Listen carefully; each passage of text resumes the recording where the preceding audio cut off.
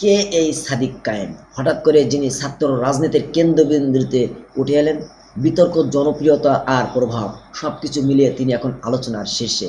চলুন বন্ধু, চলে যায় আমরা আসল সাদিক কায়েম কে ছিলেন তার পরিচয় জানতে। তার আগে আপনাদের কাছে একটি মাত্র কথা, যদি আপনারা আমার এই চ্যানেলে নতুন হয়ে থাকেন তাহলে অবশ্যই চ্যানেলটি সাবস্ক্রাইব করবেন আর বেল আইকনটি বাজিয়ে দিবেন যাতে পরবর্তী ভিডিও সবার আগে পেতে পারি।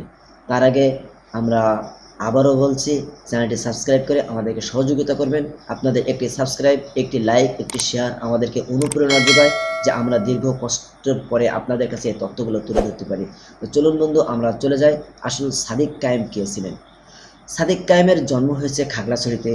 তার বাবা ছিলেন একজন ব্যবসায়ী। সাদিক কায়েম একটি ব্যবসায়ী পরিবারের সন্তান হলেও ছোটবেলা থেকেই ছিলেন মেধাবী একজন শিশু। আসলে ছোটবেলা থেকেই পড়াশোনায় যে সাদিক কায়েম মেধাবী ছিলেন এটা প্রমাণ বহন করে প্রাথমিক শিক্ষা বায়তুল শরফ জব্বারিয়া আদর্শ মাদ্রাসায়, এরপর আলিম ও কামিল শেষ করেন চট্টগ্রামের বায়তুল শরীফ কামিল মাদ্রাসা।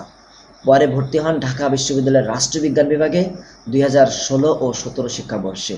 সম্মানিত ভিউয়ার্স, যদি আপনারা সাদিক কায়েম সম্পর্কে জানতে চান তাহলে ভিডিওটি কন্টিনিউ করুন। আমরা এখন তুলে ধরছি যে ছাত্র রাজনীতিতে তার প্রবেশটা কীভাবে হয়েছিল। ঢাবিতে ভর্তি হয়েই ছাত্র রাজনীতির সাথে সক্রিয় হয়ে ওঠেন।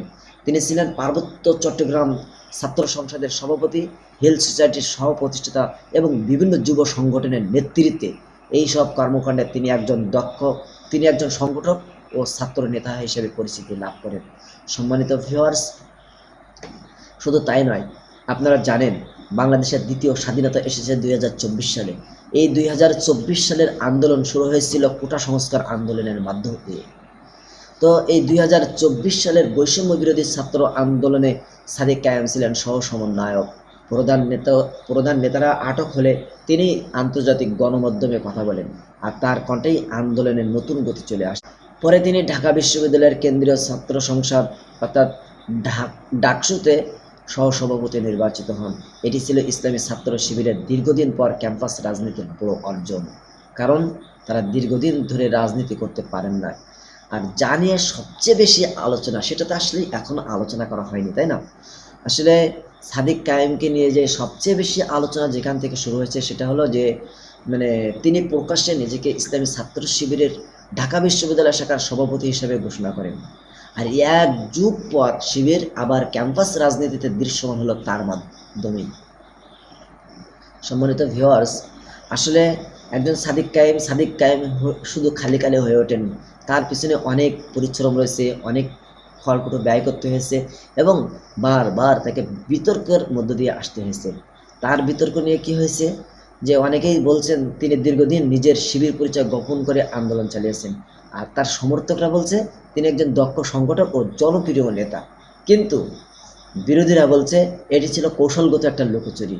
সম্মানিত ভিউয়ার্স, এখন প্রশ্ন হলো সাদিক কায়েম আসলে শুধু কি একজন ছাত্র নেতা নাকি ভবিষ্যৎ রাজনীতির নতুন মুখ?